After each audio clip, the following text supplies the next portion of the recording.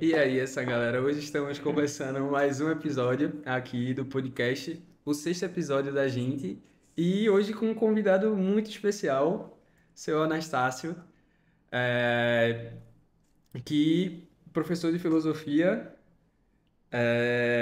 Filosofia antiga. filosofia antiga, tem uma série de títulos, digamos vasto assim, currículo. um baixo currículo, e você pode falar um pouco mais do currículo Da minha formação. da sua Formação né? acadêmica. É.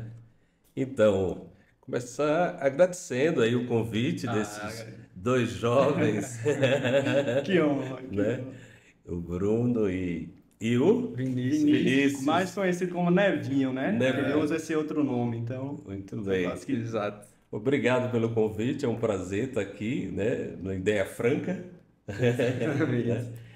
Então, eu, na verdade, eu não sou filósofo de formação, né? Curiosamente. Eu comecei a universidade muito cedo, né? Também entrei com 17 anos, né? E entrei em engenharia química, né? Bem diferente Oposto, né? no final. Na Federal também, e rapidamente eu me desiludi um pouco com aqueles cálculos todos, tal, e fui para a área de informática. Sim. E aí passei um tempo trabalhando com operação e programação, era o começo, 82, 83, né? Então eu comecei a trabalhar com informática e comecei a ganhar dinheiro, né? Que é O bom, profissional de informática tem essa Essa vantagem. vantagem, né? Começa mais cedo, né? Ele rapidamente é absorvido pelo mercado, para o bem e para o mal, porque tem muita gente que se atrapalha com isso, né? E tem gente que consegue lidar bem com a questão financeira, né? Que é uma preocupação sempre, é uma preocupação. Sempre. E como foi que foi entrando assim mais para filosofia? Então, aí ganhando dinheiro, eu comecei a fazer terapia, né? Assim como vocês, preocupado em me tornar melhor, tá? Perfeito. Né? E eu vi um jovem psicanalista, né? E eu acho que eu me identifiquei com aquilo. Eu digo que eu quero entrar para a área de humanos. Sim. Então, eu rapidamente fui para São Paulo e fui estudar lá psicologia. Então o senhor já começou estudando psicologia, mas o senhor foi fazer uma graduação ou foi fazer após? A graduação. Graduação. Eu de não tinha filosofia. formação, aí fui a São Paulo e fiz psicologia na PUC de São Paulo. Na Perfeito. PUC, né? Eu particularmente cheguei até a ler uma entrevista do senhor, e aí vi que você também tem mestrado em filosofia, no caso. Filosofia. Você enveredou para essa área, né? Exatamente, porque durante o curso de psicologia, eu me perguntei por que a psicologia começava no final do século XIX, começo do século XX. Achei estranho isso. Eu digo, olha, a filosofia não existe aí para tanto trás, tempo, né? Sim. Existe concepção de homem em Tomás de Aquino, Aristóteles, em Platão. Por que que só se fala a partir de Freud, né? Então eu comecei a me perguntar se não havia uma psicologia anterior, né? Eles tiveram que se inspirar em alguém, né? Exatamente. Querendo ou não. Tinha que ter alguma base. Que tem um começo ali. E o senhor vendo quando foi assim mais ou menos esse começo lá da filosofia em si? Então aí dentro do curso de psicologia, eu fui para as raízes, vamos dizer, da psicologia e é filosofia, né? Perfeito. Aí eu fiz alguns cursos na filosofia e eram sobre Platão. E me interessei e fiz um trabalho sobre Platão e Freud, aproximando esses dois, mostrando como eles têm coisas semelhantes. Sim.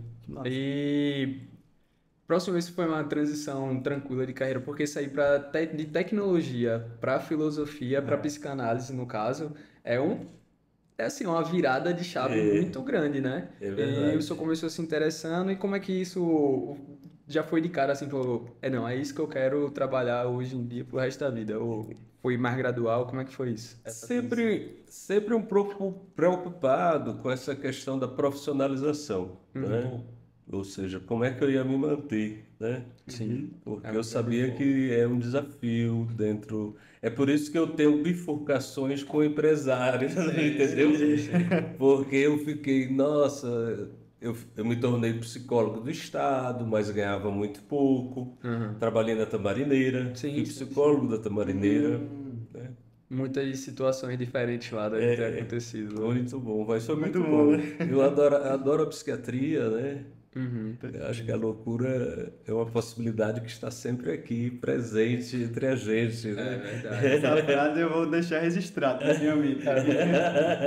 Eu acho que é uma linha muito tênue entre você. Muitas vezes, quando você vai expressar coragem para fazer alguma coisa e a loucura ali, ela tá beirando, porque quando a gente vai fazer uma coisa diferente, geralmente todo mundo chama de louco. E eu acredito que devam ter falado alguma coisa. Por exemplo, você estava num ramo de tecnologia, que é um ramo muito bem visto hoje em dia, né? E na época também deveria ser, e passar para psicanálise Psicólogo, e né? filosofia, posteriormente ali deve ter sido uma virada de chave que, assim, eu acho que para a sociedade, no geral, É vê de verdade. forma totalmente diferente. Como foi isso para o senhor, essa Eu tinha, eu tinha que acreditar de alguma forma, né, nessa. O pessoal dizia, você tá louco, rapaz, deixar uma carreira, É. né? Eu já trabalhava no SERPRO, Aham. Serviço de Processamento Federal. Eu já trabalhava na Procenge, que era outra empresa. Minha mãe trabalhou na Procente, É, inclusive. é, Aham. legal. Curioso. Qual era a área de atuação do senhor lá? Eu fui programador Ah, não lá, me mandou. Ela era de implantação. é, É, ela viajava implantando os cursos, né? Implantando os sistemas os que a sistemas. pirâmide, né, na época. Então eu trabalhei na época, muito tempo atrás, né? 80, 82, 83, né? Sim. Era COBOL, IBM, eram máquinas grandes. IBM é gigantesca. Até hoje eu acho que é a maior, assim, né? Eu, Mundialmente falando. um ponto que o senhor falou que eu achei interessante, esse link ali entre estudos e a área empresarial, né? Eu, por exemplo, hoje eu me vejo muito crescendo e evoluindo, buscando conhecimento na área empresarial, mas eu não vou mentir que se eu tivesse uma oportunidade de poder largar tudo, talvez eu seguisse um caminho acadêmico, ou Sei, seja, graduação, especialização, mestrado, doutorado, viajaria o mundo, sei. pesquisa científica. Aham. Se o senhor pudesse dizer hoje, assim, qual seria o seu desejo, ou até uma dica assim para jovens? Seguir uma carreira acadêmica, virar de fato cientista, ou seguir uma carreira empresarial, não mergulhe no mundo de negócios, empreenda, sabe? Eu acho que nós humanos somos bifurcados, né? Nós temos o pé aqui na terra, né? E todo mundo pensa em se dar bem, ter recursos, viajar, comprar coisas, né? E ao mesmo tempo nós temos essa cabeça que parece um planeta, né? né? E digamos assim, que sonha metafisicamente, Sim, né? perfeito. Sonha em aprender coisas, né? Em Tem mundos ideais, experiências. de ter experiências, né? Então, a gente termina ficando com dúvidas e ficando Essa. dividido entre essas duas coisas, né? Então, não é fácil conciliá-las, né? Eu conheço muito jovem que começa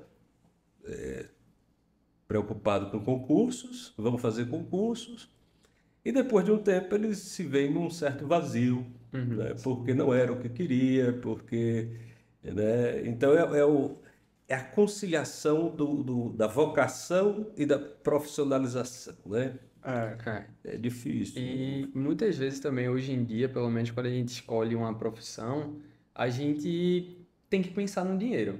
Tem que Pois é. pensar no dinheiro, porque vem de um certo padrão de vida que quer manter e tudo mais. E quando a gente, por mais que tenha vocação para algumas, por exemplo, artes hoje em dia, é muito difícil que alguém vá entrar 100% no mundo da arte por medo Uhum, da, da remuneração, né? claro. E esse link com realmente você fazer essa transição de carreira para o que você gosta fica muito mais complicado, eu acho que Uhum. a partir daí.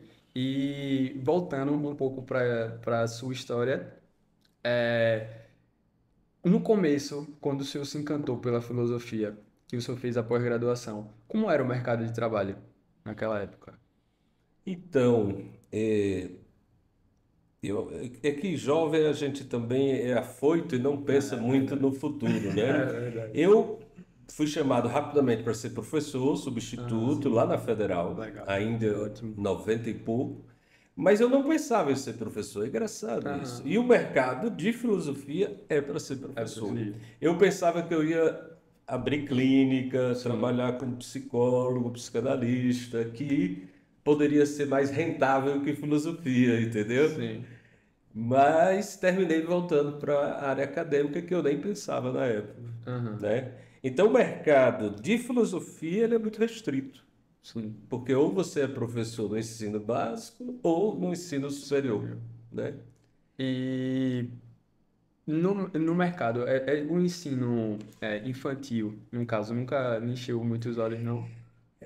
Não, porque eu já estava na universidade pesquisando na verdade, para você ser professor, ensino básico e ensino infantil, você tem que ter licenciatura. Sim, sim. E eu não tinha licenciatura. Era Eu bacharel. sou bacharel em psicologia, né, e formação em psicólogo. Eu posso atender em clínica. Entendi. Né?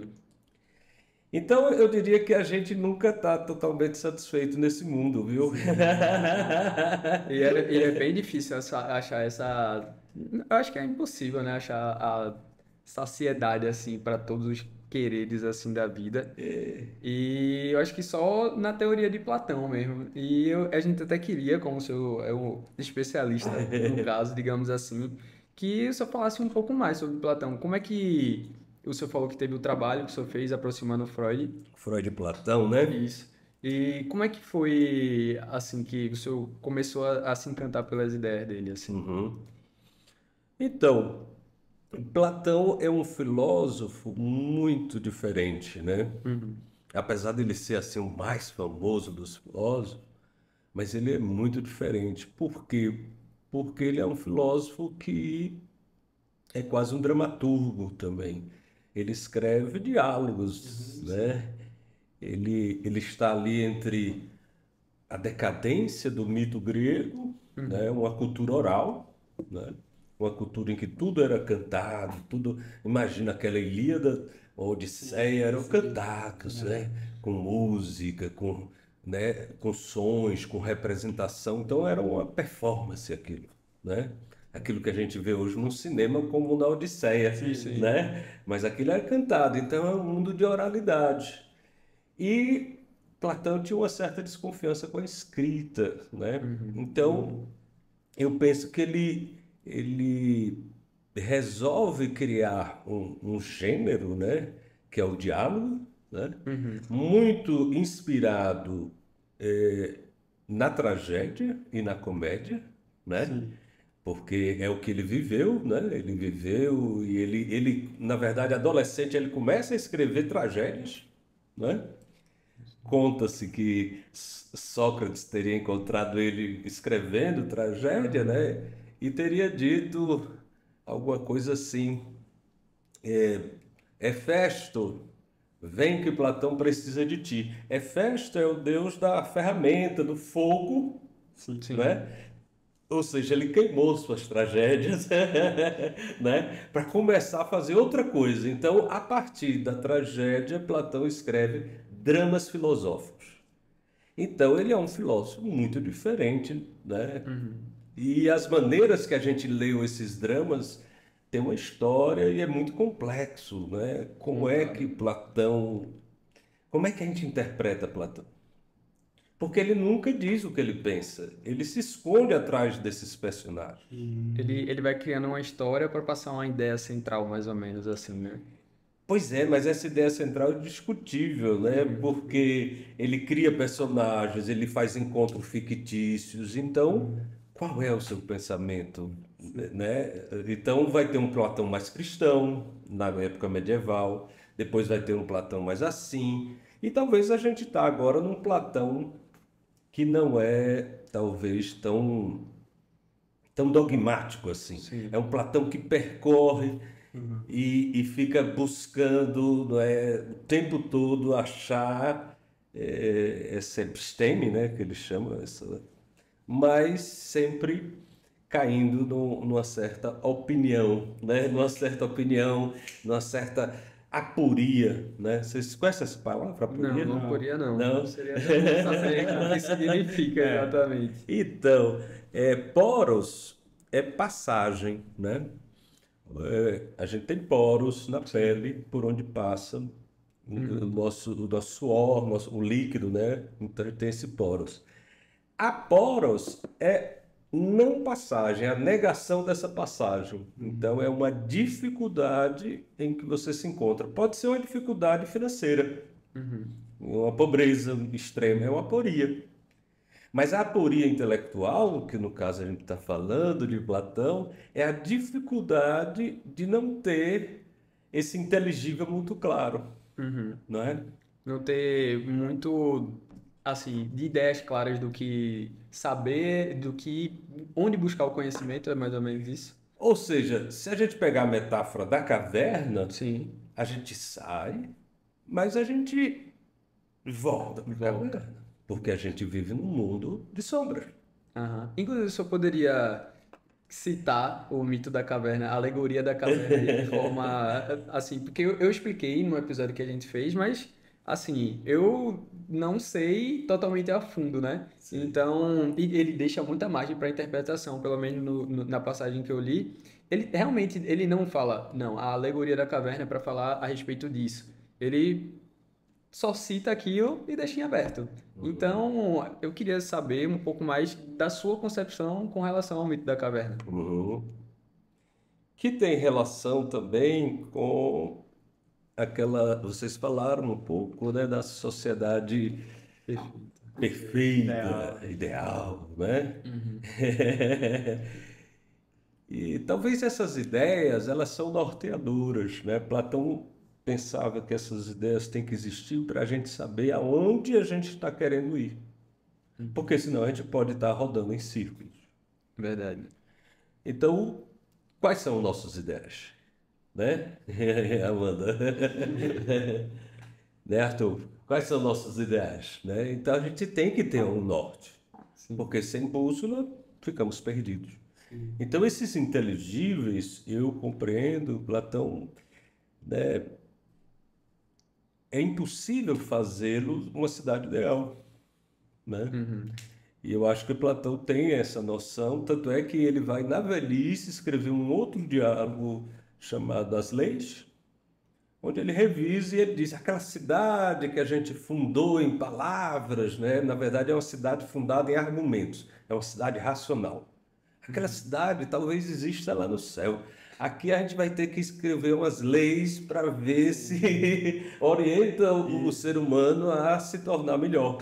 E eu acho que esse grande ponto da sociedade ideal talvez não seja possível, pelo que a gente está discutindo, por conta das próprias pessoas, delas não terem enxergado de fato aonde elas querem chegar, por de fato elas não terem valores construídos, por elas não terem uma ética, por não ter tido construído uma ética, poderíamos fazer essa correlação. Sim, porque primeiro a filosofia é para poucos, né?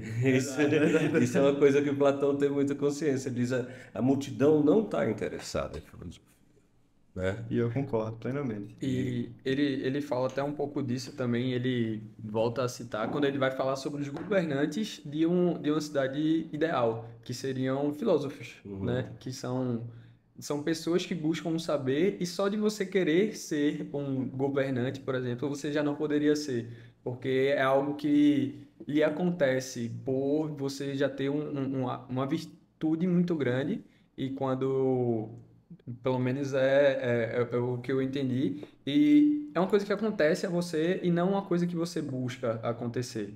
E já disso, já passa um pouco do mundo imperfeito que a gente vive hoje, em que os governantes eles são escolhidos meio que pela oratória e tudo mais, né? Então, bem difícil de entrar nesse mundo perfeito de Platão. O que eu me questiono muito é, será que, por exemplo, pessoas como eu e Bruno, até o senhor, obviamente, será que nós não conseguiríamos criar uma sociedade perfeita com pessoas que têm esse desejo comum a nós de a busca por virtude, a busca pelo intelecto, pelo conhecimento. Será que isso não seria possível hoje? Ou será que talvez alguém se corromperia no processo, mesmo com tanto conhecimento? Às vezes eu me pego refletindo sobre isso, sabe? É uma boa pergunta, né? Talvez. Dizem que Plotino tinha uma vontade de fundar uma cidade perfeita. Eu tenho uma, tá? Por isso que eu questiono. Agora, eu acho que é fundamental a gente perceber que para organizar a cidade, a gente tem que organizar a si mesmo, né? Verdade. E essa é a grande dificuldade, porque seria fundar essa cidade em si, né? Por isso que eu acho que a República é um tratado mais ético. Se você olhar no finalzinho do livro 9, o interlocutor olha para Sócrates e diz: Sócrates, essa cidade não existe em canto nenhum, né? E aí Sócrates olha e disse: talvez ela exista como um modelo no céu para quem quer fundar a sua cidade. Perfeito. Então, talvez, quando eu falo que nós somos bifurcados, é que talvez você possa fundar a sua cidade para você, ordenando e vivendo uma vida racional. Internamente, né? Internamente. Entendi. Porque aquela fundação, ela serviu lá na República para olhar se era melhor o homem ser justo ou injusto, né? Ou seja, como o homem deve agir na vida. E aí os jovens estão preocupados, vocês falaram aí no mito de Giges, né? Sim, exato. Estão preocupados porque eles dizem, por que eu devo viver de modo justo? Será que é por medo das leis? Exato. Né? É medo da gente ser punido? Das né? consequências. Das consequências?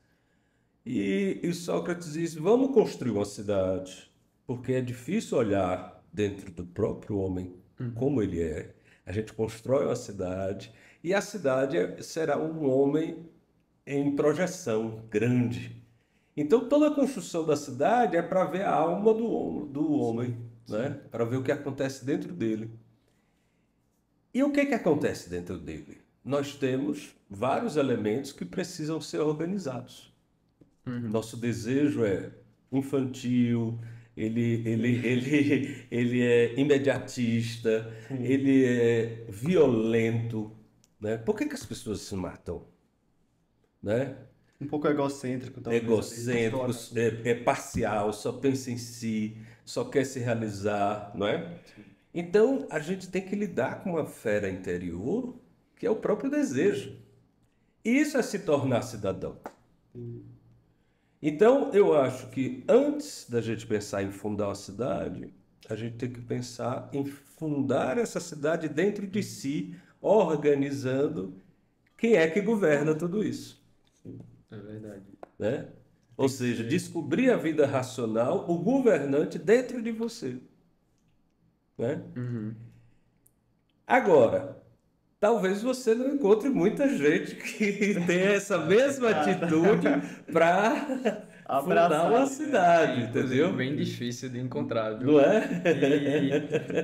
E depois, Rousseau, ele fala até disso, contrapondo Platão um pouco, né? Com um contrato social, que é o que hoje rege a nossa sociedade, que é assim, praticamente traduzindo sem muitas meias palavras, eu não lhe roubo, você não me rouba, nós podemos ter um tipo de sociedade, um acordo em que a gente vive pacificamente, enquanto me for de necessidade ou alguma coisa do tipo, podemos fazer negócio e tudo mais, que venha a ser o contrato social. Só que Platão, ele traz uma ideia de não ser um contrato social, mas como você estava falando, de você ser melhor internamente, para que você possa não ter medo das consequências, mas saber por si só o que é certo e errado. E, inclusive, tem uma passagem que eu vi que é o seguinte: é uma aldeia de monges que tinha um monge central, onde ele era o mestre do templo, e tem os seguidores dele. E eles estão reclamando que tá caindo em pedaços a estrutura do mostreiro e tudo mais. E eles chegam pro mestre perguntando se ele não vai fazer nada. Só que ele tem um tipo de monges em si, eu não lembro agora especificamente, mas que eles não podem receber dinheiro, eles não lidam com tipo de materiais. E o mestre chega para eles e fala o seguinte: vamos fazer o seguinte então para ajeitar o mostreiro. Que vocês vão na cidade, no vilarejo mais próximo, e roubam quando ninguém estiver vendo. Mas como assim roubar, não sei o que? Só tem uma condição. Por nós já temos essa, esse nome na cidade, então a gente só vai fazer enquanto ninguém estiver vendo. E daí todos vão para a cidade para fazer o roubo em si, e o mestre volta para o templo, vai orar e tudo mais, e quando ele sai, tem um dos discípulos dele que está lá. E ele chega e pergunta: mas eu mandei você ir para a cidade roubar tudo mais. E ele fala: mas você falou uma coisa, só enquanto ninguém estiver vendo. Mas eu estou sempre me vendo. O meu ser interior, ele está sempre de olho em mim. Então eu não tenho como Claro. fazer uma coisa em que eu sei que eu estou fazendo errado. E eu acho que isso é um dos pontos mais importantes da filosofia de Platão, que ele traz como você ter ideias perfeitas, porque você pode seguir mais ou menos no padrão para se aproximar disso, mas não ser perto disso, não ser perfeito, né? Que é o mundo Claro. das ideias. Esse rapaz viveria numa sociedade perfeita. Gostaria. Na nossa sociedade perfeita, ele viveria. Ele estava vivendo a noção de justiça dentro de si, né? Exato. Pois é. E é uma das coisas mais difíceis hoje em dia você, assim, a vida lhe dá muitas oportunidades em si de você fazer coisas enquanto ninguém está olhando para tirar benefício disso, né? E você hoje, se você não tiver o mínimo de busca em virtude, alguma coisa do tipo, você seguir esse caminho que é errado ou mais fácil, que pode ser que no meio do caminho acabe ferindo alguma outra pessoa, seja um pouco mais complicado, né? Então veja que temos aí o desafio de conciliar nossa vida profissional, nossa vida de vocação e nossas convicções éticas neste mundo que diz o tempo todo se dê bem para ser feliz, né? Então a gente às vezes se sente um pouco fora do mundo, né? Assim, né? E eu acho que quem quer viver isso tem que estar preparado, talvez, Sim. para esse confronto, essa decepção, não é? Realmente é muito difícil, né? Porque, por exemplo, se a gente trazer o fato do Anel de Gizes, né, que a gente comentou, por exemplo, digamos que uma corrida eleitoral, né? Então a gente temos vários personagens, vamos colocar numa hipótese que são dois.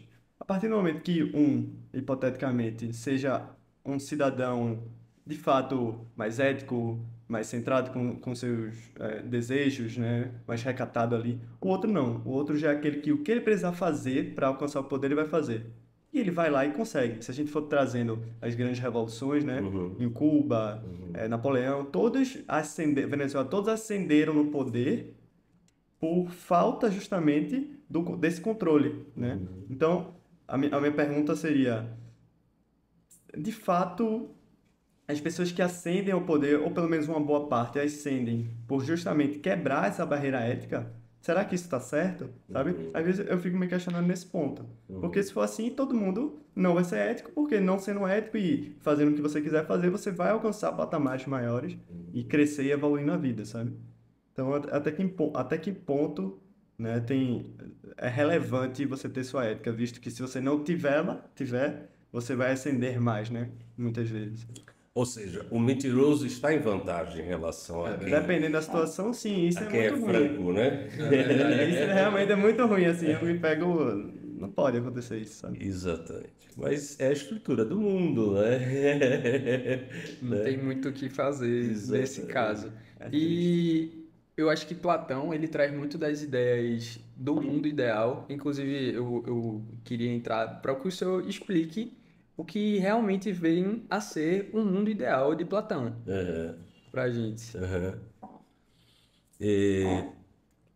Você falou, só voltando um Aham, pouquinho, sim. que e talvez só por acaso o filósofo seja governante. Sim. É exatamente por isso, porque ele diz o seguinte, que se der um acaso divino, o filósofo pode se tornar, além de governar a si mesmo, governar a sua cidade. Mas isso é um acaso divino. Por que que ele está dizendo que é um acaso? Porque ele diz que não é natural, até porque ele viu em Atenas, né? O tanto que o Sócrates, que era seu mestre, foi incômodo, né? Levava os jovens a pensar, né? Dizia, olha, jovens, não pensem em riqueza, não pensem em beleza, mas pensem em melhorar sua alma, melhorar a si mesmo, né? Há um diálogo que é o Alcebiades, né? Que ele diz, Alcebiades, você quer ser político, tudo bem, mas você está preparado para isso, né? Você conhece a si mesmo, né?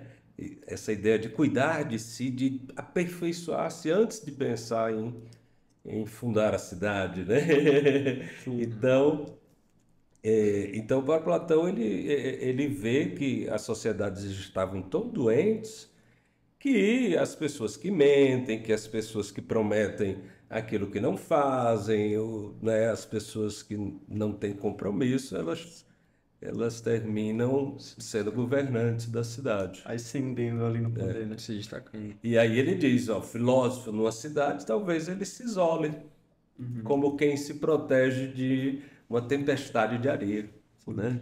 Porque não tem muito espaço. E até para você implementar algumas medidas, muitas vezes uma medida que vai beneficiar alguém pode acabar prejudicando a outra, ou não estaria de fato sendo igualitária, sabe? Essa pessoa estaria ganhando mais do que a outra, por mais que os dois ganhem, talvez uma se sobressaia ali, sabe? Então tem muito esse jogo, nesse balanço. Pois é, pensar no bem comum para mais pessoas possível, porque nunca vai ser Exato. Para tudo. perfeito, Outro desafio, totalmente, né? É. Mas você perguntou sobre Perguntei sobre o mundo ideal de Platão. o que é o Ele traz inteligente. essas teorias, inclusive sobre amor, bondade, e que ele trata na República, né? Uhum. E eu queria saber mais um pouco sobre o mundo ideal em si, assim, da onde é que surgem essas ideias, o princípio ideal, assim, dessas ideias. É, o Platão, ele se vê influenciado muito por Parmênides, Heráclito, né, por aquele jogo que há em que o Platão acredita que só há conhecimento se você tiver objeto desse conhecimento. E ele nota, como Heráclito vem antes dele, né, de que no nosso sensível as coisas estão sempre mudando, né? O dia está nublado, agora já aparece um pouquinho, daqui a pouco faz um sol e essa mudança, né, o tempo todo, Constante, né? essa inconstância, a impermanência das coisas. Então, como ele observa isso, ele diz, mas há conhecimento. A prova disso é a matemática, né? A matemática é muito importante para Platão, né? E ele pensa, por exemplo, né, o círculo. Há círculo em vários lugares, nos copos, né, nos microfones, no relógio. Bom, mas nenhum desses círculos é o círculo perfeito. Por que que não é perfeito? Porque todos eles têm perfeição, né? Eles são mutáveis. Se eu quebrar esse círculo, imediatamente eu pergunto, cadê o círculo do copo? Né? Cadê a tampa que era circular e eu amasso e ela não é mais circular? Então, deve haver um círculo, né? E esse é o círculo matemático, que ele é uma região equidistante de um ponto e que eu entendo o que ele é. Então, esse é um exemplo de inteligibilidade. Então, nós vivemos né, afetado pelas coisas sensíveis, mas nós compreendemos o que é o inteligível. E para ele, na medida em que ele viu na matemática, ele diz: devem existir as coisas inteligíveis, não só o círculo, mas o belo, que me faz ver as coisas e dizer: olha que belo, olha que gesto bonito, né? Então, e esse belo não é esse exemplar de ação, porque esse aí pode acabar e sempre surgem Então deve existir uma beleza nela mesmo para eu. Então é uma hipótese que vira uma teoria, né? E ele acha que essa teoria ela é uma teoria muito firme, porque ou então a gente estaria num mundo em que as coisas estão sempre mudando, né? Um mundo imperfeito, né? Então essa é a hipótese de Platão de que há inteligíveis, de que nós estamos sempre conhecendo e não conhecendo. Ou seja, estamos sempre em relação com ele. Eu não gosto de falar em dois mundos, porque senão seria outro mundo. Não, o inteligível está aqui, não é? O inteligível Tá com a gente, né? está com a gente. Na cabeça da gente, né? E eu acho muito. Assim, quando eu li sobre o mundo inteligível é uma das coisas, assim, dentro da filosofia em si, que faz mais sentido. Porque tudo nasce realmente no campo das ideias. Por exemplo, antes de se criar uma cadeira, teve-se uma ideia ideal do que viria a ser uma cadeira. E você materializar isso com ferramentas, modos, você obviamente vai perder um pouco da perfeição de uma ideia. Mas o mundo ideal, ele dá esses conceitos para que a gente possa chegar o mais próximo possível daquele tipo de coisa que a gente está E querendo rico, chegar. né? Porque da cadeira desse tipo, desse, daquele, daquele. Ou seja, dessa ideia sai N infinitos tipos de cadeiras. Né? Então ela é inesgotável. Inesgotável. Nós nos relacionamos com ela, mas ela é inesgotável. É verdade. Por isso que a criatividade, e por isso que Platão, desculpe, Nada. Platão pode ser visto como um filósofo esteta, né? Onde você está sempre se relacionando com o mistério de todas as coisas, em que pode estar sempre tirando a beleza, né? Quantas formas belas a gente já viu de e fato. continua, né? É verdade. Uma coisa que a gente fala, já comentou muito nos outros episódios passados, era que o seguinte, a verdade é que às vezes a prática em si, ela é muito mais bonita do que a teoria. Porque por mais que você esteja na teoria, você não tem a intromissão do mundo real, por exemplo. A gente faz esse ponto muito com o nosso podcast, que é o seguinte: a gente tinha um campo das ideias de que seria uma conversa entre eu e Neves, assim, tranquila, que nem a gente conversava. A gente sempre gostou de trocar ideias sobre assuntos e não tinha certeza se o pessoal ia gostar. Só que são tantas variáveis, são tantas pessoas no mundo real que quando a gente lança um projeto desse, assim, vê o pessoal abraçando, assim, falando que tá gostando. É uma ideia que principalmente era só ir ele gravar pra gente ter de recordação, alguma coisa do tipo, e ver que tá tomando uma atração assim, a gente fica, pô, que divertido. Então, a gente sempre fala que às vezes acaba que tem um mundo perfeito, um mundo ideal, mas que a prática em si também é bonita, né? De você ver as coisas acontecendo, a forma que se toma, por exemplo, uma cadeira que no começo poderia ser uma ideia só, mas hoje existem puffs, por exemplo, que tem a mesma utilidade, mas não necessariamente é uma cadeira, vai se modificando no nosso mundo imperfeito, né? E essa ideia em si do mundo de Platão foi o que mais me chamou a atenção assim nele como um filósofo para que eu continuasse estudando mais ele. Gosto muito desse tema. Muito bem. Mas são muitas coisas, né? Um ponto que me chama a atenção, que é o seguinte, eu trago também a filosofia para o mundo empresarial, o mundo dos negócios, assim. Então, por exemplo, na filosofia, com o conhecimento, por exemplo, eu posso melhorar a minha oratória. Eu comprei um livro agora de Aristóteles, que é Retórica a Alexandre. Aristóteles foi um mentor de Alexandre o Grande. Então, é um livro que eu estou para ler, está na minha fila. E isso é só um dos exemplos. Mas eu queria lhe perguntar, teria alguma passagem, algum ensinamento, uma frase, o que é que seja, da filosofia que acabou influenciando no seu lado de empresário, de empreendedor? Teve alguma passagem, teve algo que marcou na sua vida durante sua trajetória? Sempre a gente traz uma coisa de um campo para o outro, né? Prezar pela beleza, né? A beleza simples, muitas vezes, né? O próprio estudo, né? Quando eu tive um restaurante, eu terminei estudando. E Sim.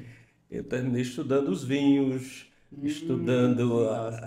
as vinhas, né? Estudando o que cada uva, né? Todo o processo, porque essa ideia de investigar a gente vai aplicando a todas as áreas, Sim. né?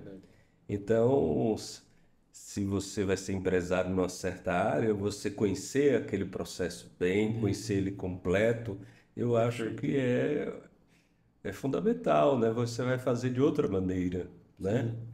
Então, quando eu tive o primeiro restaurante, eh, as pessoas só tomavam uísque aqui, né? A gente em 98, Uhum. né? Ou seja, 25 anos atrás.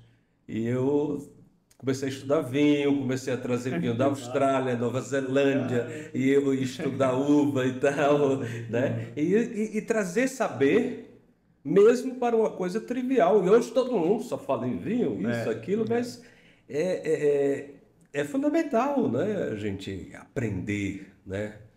Eu acho que é inesgotável o mundo. É uma experiência muito rica, né, nesse mundo, Se a- seja sobre vinho, sobre azeite, sobre comida, né?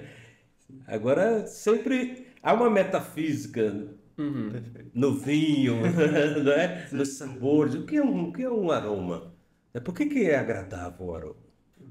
Por que que certas experiências sensíveis são agradáveis e outras não? Por que que a broca do dentista é desagradável, né? Parece óbvio, mas não é nada óbvio, né? Sim, A gente detesta aquela broca, mas o que diabo é, né? É uma experiência Uhum. tão Às vezes positiva, às vezes negativa, né? Que. tão forte, né? Como um orgasmo, né? Por que que uma a gente gosta, a outra não, né? Então a gente, apesar, na própria fenomenologia das sensações, há mistérios, há coisas a serem exploradas, Uhum. né? Então é bem interessante a gente misturar esse mundo. E a filosofia traz muito isso, porque assim, hoje eu entendo a filosofia como um aperfeiçoamento pessoal. Assim, é o estudo mais claro do homem para se voltar para vários campos de si mesmo, assim, tanto o estudo intelectual mesmo do saber geral das coisas, quanto o autoconhecimento, que é uma das coisas que mais me fez voltar para dentro de mim foi a filosofia. Quando você começa a estudar que todos estão falando que tudo começa dentro de você. A vontade, tudo vai se voltando para você. Eu acho que é até importante demais também no mundo empresarial você ter esse tipo de conhecimento, porque é um conhecimento que vai lhe projetar para frente, né? Você vai Uhum, sempre estar em busca de mais conhecimento, de mais recursos para uhum, poder idealizar a o seu perfeito no mundo das ideias, assim, para você ter, você precisa ter, adquirir recursos para fazer isso, trazer isso para o mundo real. E a filosofia hoje eu vejo muito dessa forma. Se eu ver também assim a filosofia como algo que, querendo ou não, acho que é o princípio do que chamam hoje de autoajuda, uhum. praticamente, né? A filosofia em si, desde a de antiga.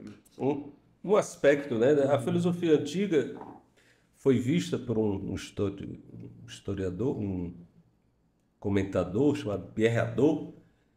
Ele disse que a filosofia antiga era um modo de vida, Uhum. né? Mais do que teorético, né? Não é para Sim. pensar, é para viver, né? Tanto é que você vê hoje, você me perguntou o estoicismo, Sim, né? sim. Epicuro, né? Epicuro vai dizer, filosofia que não cura uma paixão, ela é meio inútil, né? Então não era uma atividade teórica do pensamento, né? Ela servia para viver bem, Uhum. né?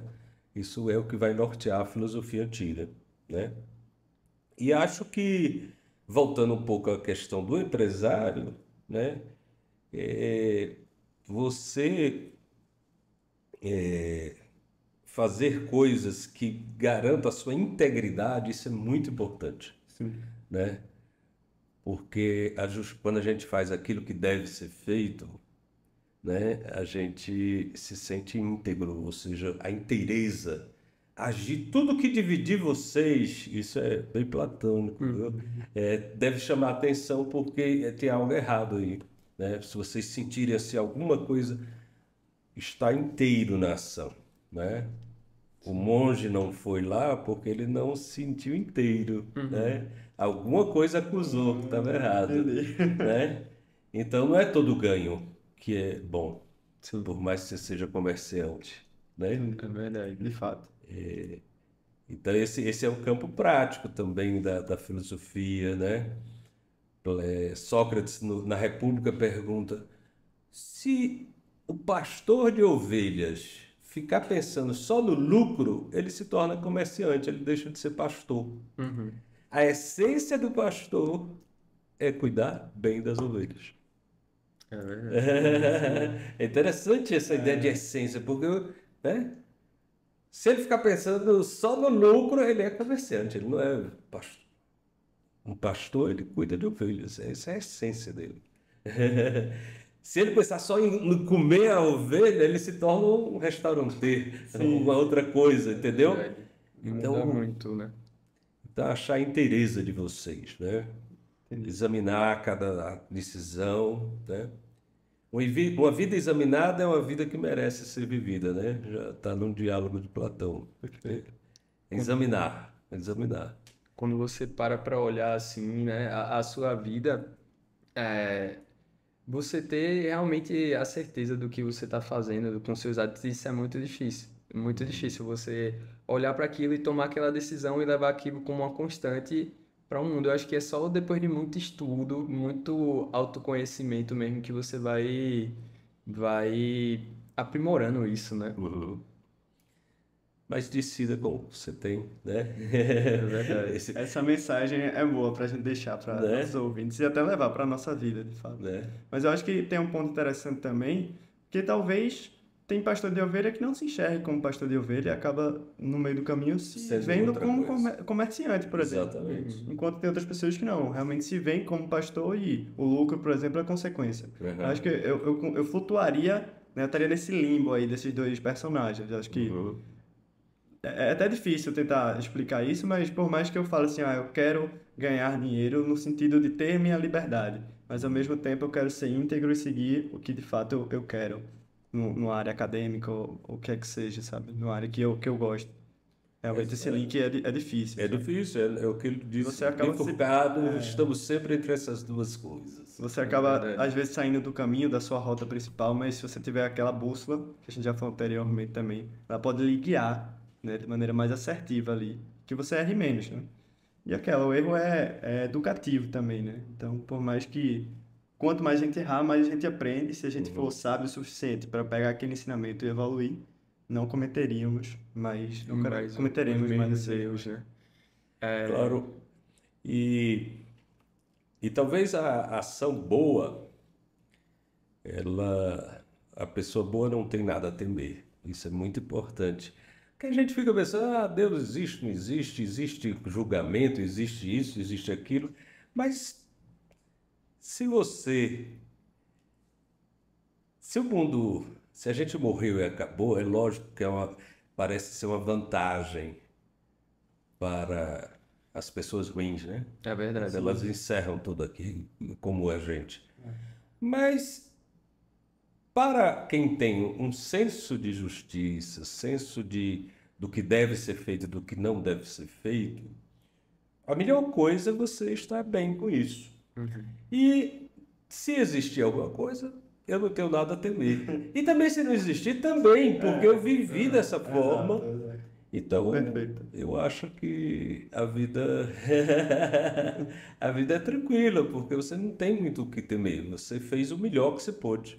Eu acho que Sobre a excelência ali também, né? eu acho que disso que você falou, a principal mensagem é, muitas vezes a gente não sabe o que fazer. Realmente está ali diante da bifurcação e a gente não sabe qual lado escolher, tem muita gente que trava naquele momento ali, mas se você tiver uma base do que não fazer, já lhe ajuda muito, porque tem caminhos que vão lhe levar para um lado que talvez não seja o que você queria no momento. Então, não saber o que fazer, saber o que não fazer é tão importante quanto saber o que fazer naquele Claro, momento, né? claro. Interessante isso que você está dizendo, né? Porque o Sócrates tem um daimon, né, que fala para ele. Eu não sei se você sabe dessa história. Acho que não. E esse daimon é um nome que depois vira demônio, mas não tem nada a ver de ruim. Daimon é um ser intermediário entre os deuses e os humanos. E o Sócrates diz que o daimon dele nunca diz o que ele deve fazer, mas diz o que ele não deve fazer. né? Isso é bom. Eu acho que é o que vai lhe guiando ali, porque quando você tem virtudes, é, você tem uma capacidade de pensamento, de discernimento mais aguçada, você vai tomando decisões de forma mais fácil, porque o seu caminho, provavelmente na sua cabeça, já vai ficando um pouco mais claro de acordo com o que você já viveu. E, assim, a gente já está chegando perto do fim, né? Eu pensei que era só a introdução. A gente ia falar da alma e Aristóteles. Dá pra ficar, eu acho que uma tarde inteira aqui. Inclusive, a gente pode gravar outros depois, Tá porque é bom, muito vamos interessante. lá, E a vamos gente lá. sempre que Perfeito. trazer esse ponto de filosofia em si, vir falar com o senhor, vai ser perfeito, porque aí a gente está munido de argumentos muito válidos, no caso, né? E eu queria fazer uma pergunta que ficou assim na minha cabeça. A gente já abordou o tema de ser filósofo e empresário, e Neves fez a pergunta também de como é que isso ajudou, mas para o senhor nesse meio tempo assim, é muito diferente? Como foi a experiência de ser os dois ao mesmo tempo? Porque você nunca deixou, uma vez filósofo, eu acho que nunca deixa de ser, né? Tá sempre pensando a respeito da vida e nesse lado empresarial, o que mais chamava a sua atenção assim, do geral? Do lado empresarial.